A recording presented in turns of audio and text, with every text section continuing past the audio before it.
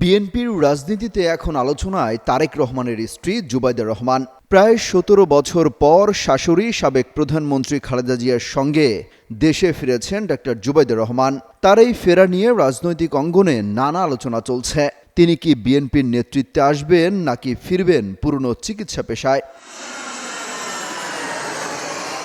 তারেক রহমানের আগে জুবাইদা রহমান দেশে ফিরলেন, তাহলে তারেক রহমানও কি খুব দ্রুতই ফিরবেন?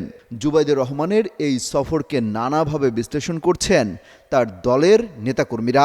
তবে বহু বছর ধরে তার বিএনপিতে সক্রিয় হওয়ার যে গুঞ্জন ছিল তা নিয়ে সবচেয়ে বেশি আলোচনা হচ্ছে। যমুনা ইলেকট্রনিক্স ঈদে ডাবল খুশি অফার সিজন 3, যে কোনো পণ্য কিনলেই পাচ্ছেন নিশ্চিত ঈদ উপহার। বিএনপির স্থায়ী কমিটির সদস্য মেজর অবসরপ্রাপ্ত হাফিজ উদ্দিন আহমেদ গণমাধ্যমে বলেছেন, সিলেট অঞ্চলে জুবাইদা রহমানের অনেক জনপ্রিয়তা রয়েছে। তবে তিনি রাজনীতিতে আসবেন কিনা তা আমার জানা নেই। তিনি যদি রাজনীতিতে আসতে চান তাহলে স্বাগত জানাবো। প্রশ্ন ওঠে, ডক্টর জুবাইদা রহমান রাজনীতিতে সরাসরি যুক্ত হলে তা কি নতুন রাজনৈতিক সমীকরণ তৈরি করবে? এ নিয়ে রাষ্ট্রবিজ্ঞান বিশ্লেষকরা বলছেন, জুবাইদা রহমান দীর্ঘদিন রাজনৈতিক পরিবারের সাথেই ছিলেন। ফলে তার রাজনৈতিক পরিপক্কতা এসেছে ও রাজনীতি শিখেছেন।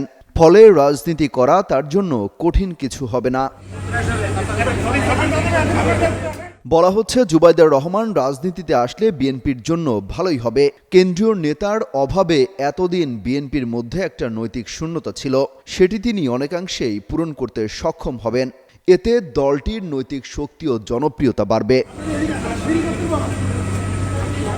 ১৯৯৫ সালে বিসিএস স্বাস্থ্য ক্যাডারে প্রথম হয়েছিলেন জুবাইদা রহমান।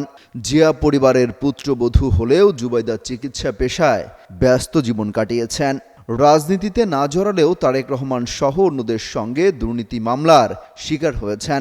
এক পর্যায়ে অসুস্থ স্বামীর পাশে থাকতে লন্ডনে চলে যান তিনি।